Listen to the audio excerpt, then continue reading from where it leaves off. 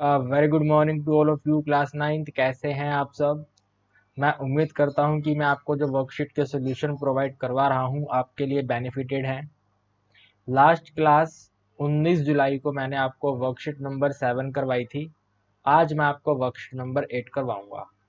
Worksheet number 8 को अगर हम एनसीईआरटी बुक से कंपेयर करेंगे तो ये हमारा चैप्टर नंबर 6 है, लाइन्स एंड एंगल।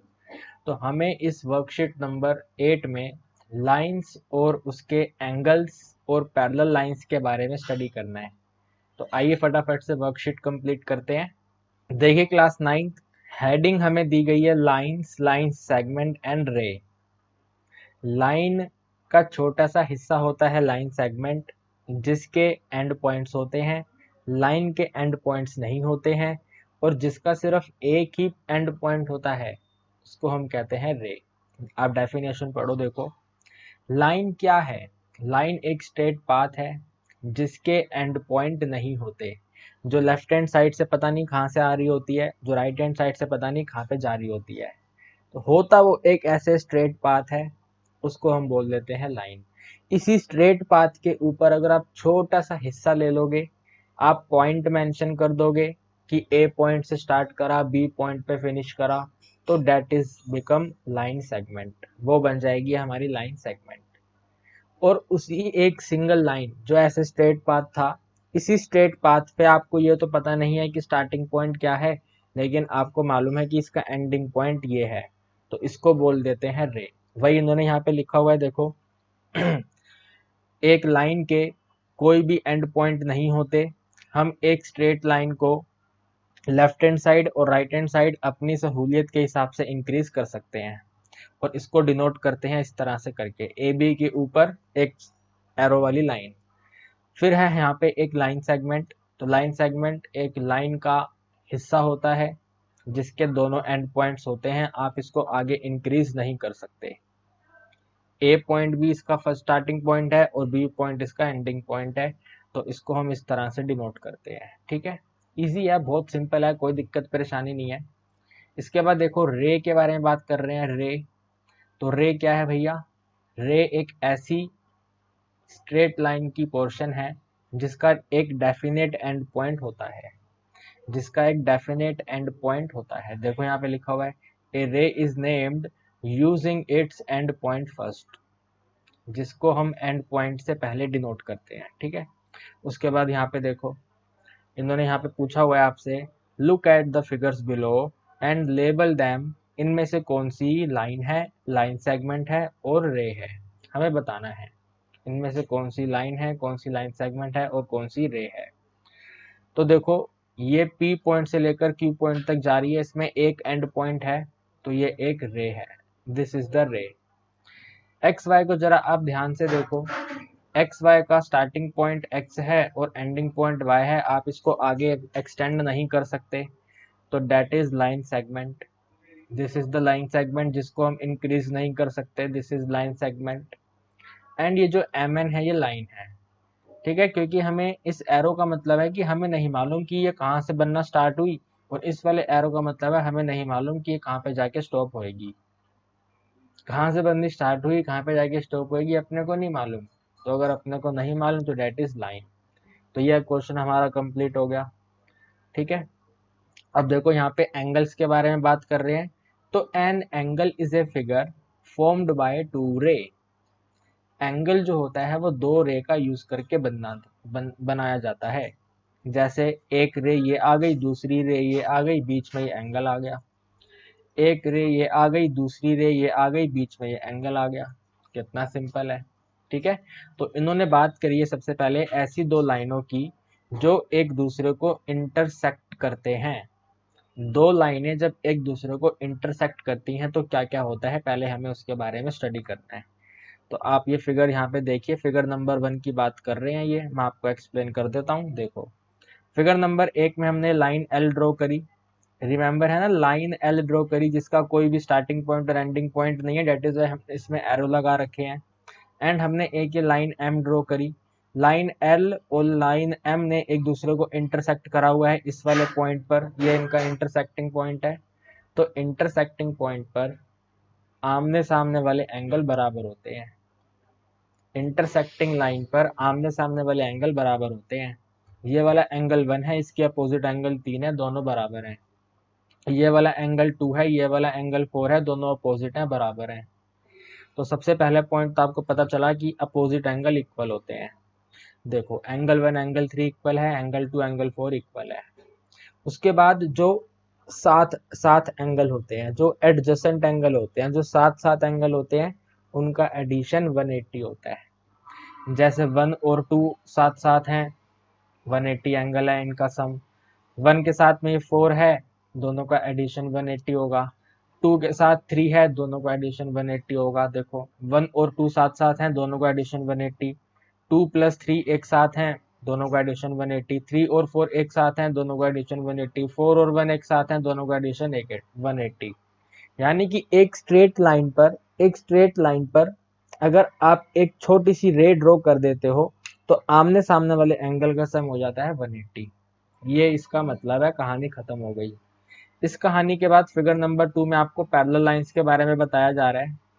ठीक है, फिर आपको आज की वर्कशीट में पैरेलल लाइंस के बारे में बताया जा रहा है कि अगर दो पैरेलल लाइंस को एक ट्रांसवर्सल इंटरसेक्ट कर दे, दो लाइनों को जब एक तीसरी लाइन इंटरसेक्ट करती है तो उसको ट्रांसवर्सल का नाम दे दिया जाता है। तो एंगल कौन कौन से फॉर्म होते हैं वो आपको चेक करना है। तो सबसे पहला एंगल फॉर्म होता है कोरोस्पॉन्डिंग एंगल। कौन सा एंगल होता है? कोरोस्पॉन्डिंग एंगल होता है। कोरोस्पॉन्डिंग का मतलब होता है सेम साइड और सेम डायरेक्शन। सेम साइड और सेम डायरेक्शन में बने हुए एंगल कोरोस्पॉन्डिंग एंगल होते हैं। जैसे देखो ये जो एंगल 1 है, ये ऊपर की तरफ है और राइट हैंड साइड पर है। यहाँ पे हम एरो बनाते हैं, ये ऊपर की तरफ है और राइट हैंड साइड पर है। तो नीचे एम वाली लाइन पर ऊपर की तरफ एंगल राइट हैंड साइड वाला एंगल बराबर होगा कोरोस्पॉन्डिंग एंगल से। तो ये एंगल 5 ऊपर की तरफ है और राइट साइड पर है।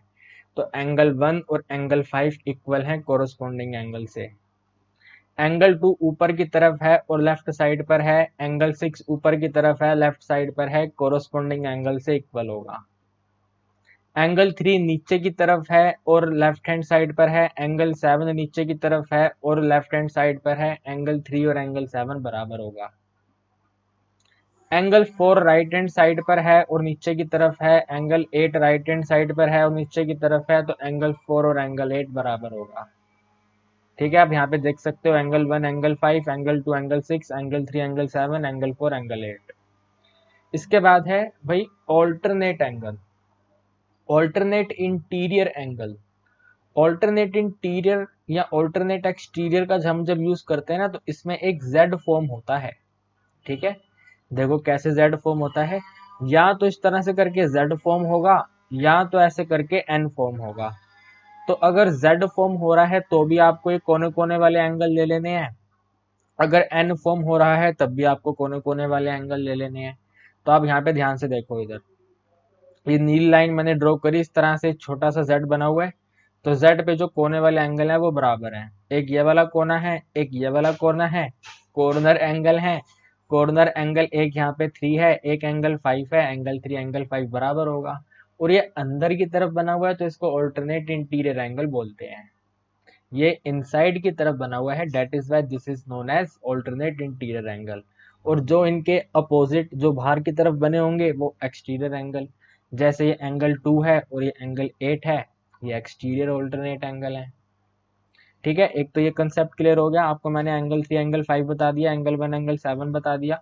ठीक है, इसके बाद देखो एक जेड इस तरह से बना हुआ है, ऐसे करके उल्टा जेड बना हुआ है ऐसे करके।